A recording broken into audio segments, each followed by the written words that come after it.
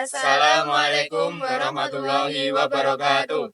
Kami dari kelompok 8 ingin menampilkan video tentang bahan bakar fosil. Sebelumnya, perkenalkan anggota kelompok kami. Perkenalkan, saya Elsa Tupanelia dari absen 3. Saya Elisa Banza dari absen 15. Saya Kaifal Tarnomo dari absen 3. Saya Faisal Faranabi dari absen 17. Selamat Menikmati.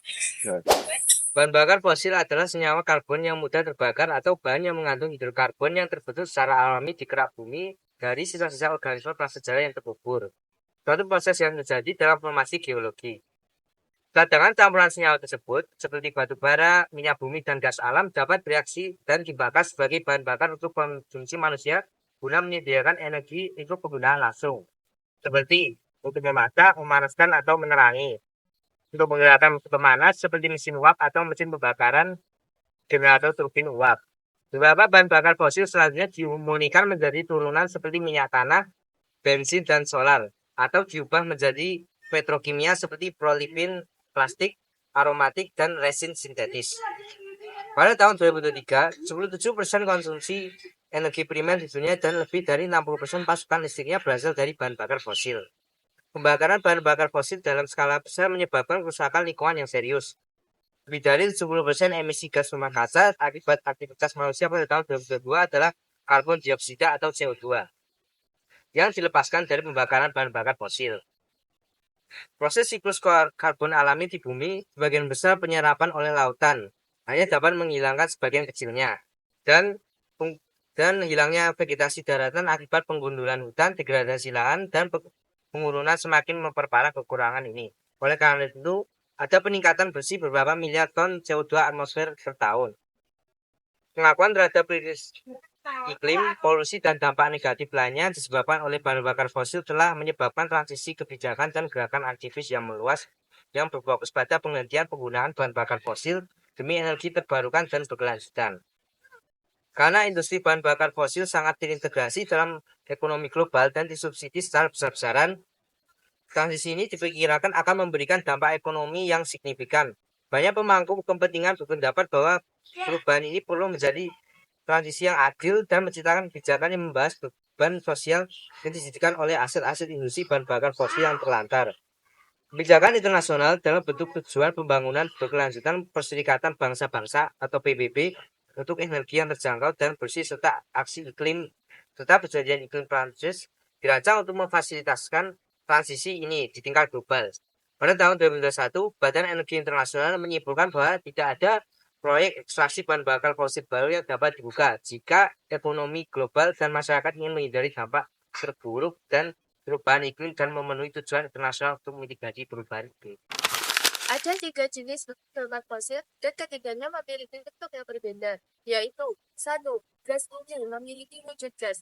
Gas alam merupakan bahan bakar fosil berbentuk gas. Gas alam merupakan campuran hidrokarbon yang mempunyai daya kembang besar, daya tekan tinggi, berat jenis spesifiknya rendah, dan dengan secara alamiah terdapat dalam gas. Pada dasarnya, gas alam tersebut terkubur di bawah tanah dengan berbagai macam komposisi yang terdapat di dalam kandungan minyak bumi.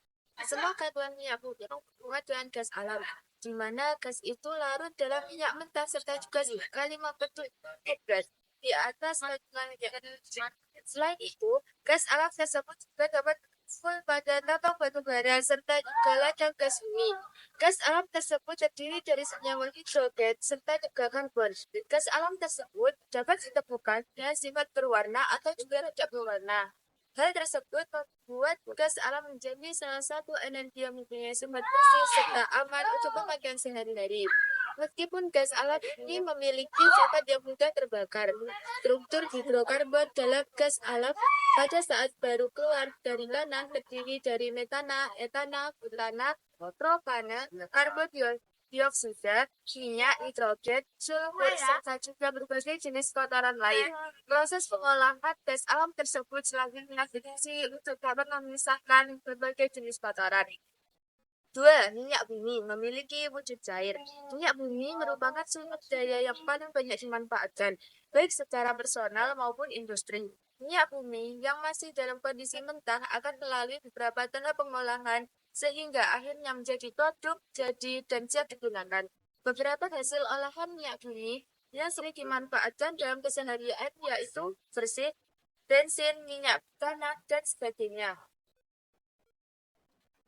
3. Batu bara memiliki wujud padat. Batu bara adalah batuan sedimen yang dapat terbakar, terbentuk dari endapan organik, dan melalui proses pematubaraan.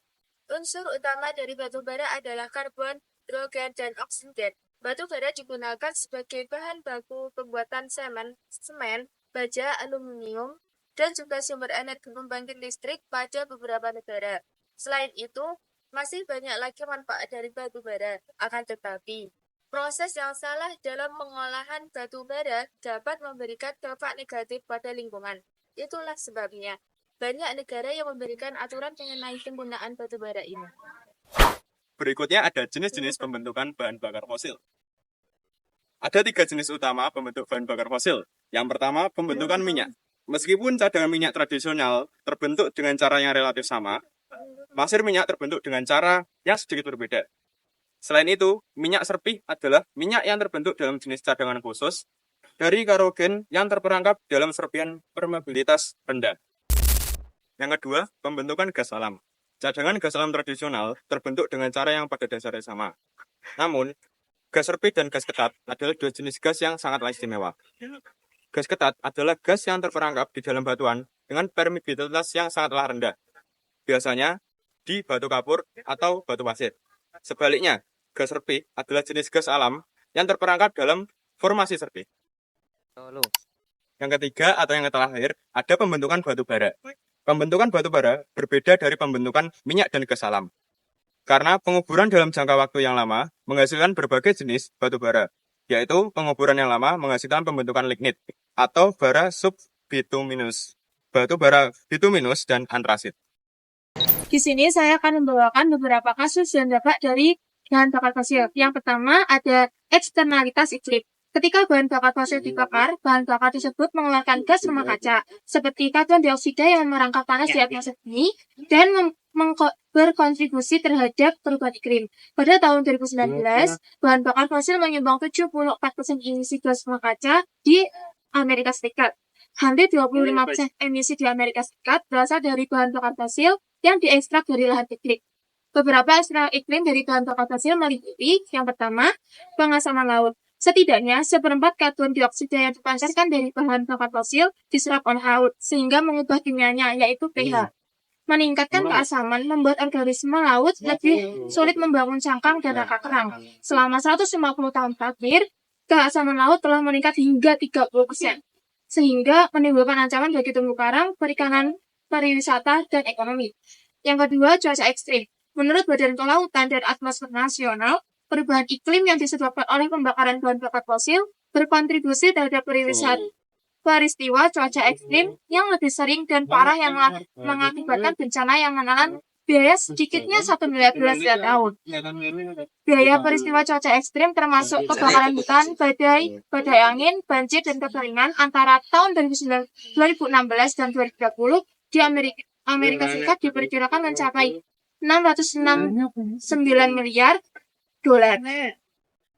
Yang kedua, ada eksternalitas lingkungan. Bahan bakar fosil memiliki eksternalitas lingkungan yang signifikan, termasuk tumpahan minyak, yaitu ekstraksi, transportasi, dan penyulingan bahan bakar fosil dapat menyebabkan tumpahan minyak yang membahayakan masyarakat dan satwa liar, merusak habitat, mengikis garis pantai, dan mengakibatkan penutup pantai, taman, dan perikanan. Tumpahan minyak terbesar dalam sejarah, tumpahan BP Deepwater Horizon tahun 2010, melepaskan 134 juta galon minyak ke Teluk Meksiko, menewaskan 11 orang dan banyak burung, kura-kura, ikan, mamalia laut, dan tanaman, dan memberikan BP sebesar 65 miliar dolar dalam bentuk denda dan biaya pembersihan. Yang ketiga ada eksternalitas kesehatan. Polusi udara dari pembakaran bahan bakar fosil dapat menyebabkan berbagai masalah kesehatan, termasuk asma, kanker, penyakit jantung, dan kematian dini. Pembakaran zat aditif yang ditemukan dalam bensin, benzena toluena, etilbenzena, silena menghasilkan partikel ultrahalus dan hidrokarbon aromatik yang menyebabkan kanker. Secara global, polusi bahan bakar fosil bertanggung jawab atas 1 dari 5 kematian. Di Amerika Serikat, 350.000 kematian dini pada tahun 2018 disebabkan oleh polusi terkait bahan bakar fosil. Dengan jumlah kematian per kapita tertinggi di negara bagian seperti Pennsylvania, Ohio, dan Virginia Barat.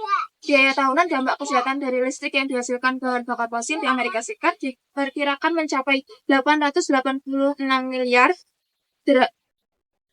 dolar. Yang terakhir, mekanisme kebijakan untuk pengurangan penggunaan bahan bakar fosil. Yang pertama, penghapusan subsidi bahan bakar fosil yang dapat menghasilkan penghematan pajak sebesar 35 miliar dolar selama 10 tahun ke depan. Kedua, meningkatkan biaya sosial karbon (SCC) yang memperkirakan kerugian ekonomi yang sering terhitung akibat emisi karbon dioksida. Pemerintah federal menggunakan SCC untuk mengevaluasi dampak kebijakan terhadap iklim. Untuk yang ketiga, standar listrik bersih federal yang mengharuskan persentase tertentu dari listrik yang dijual oleh perusahaan listrik berasal dari sumber listrik bersih.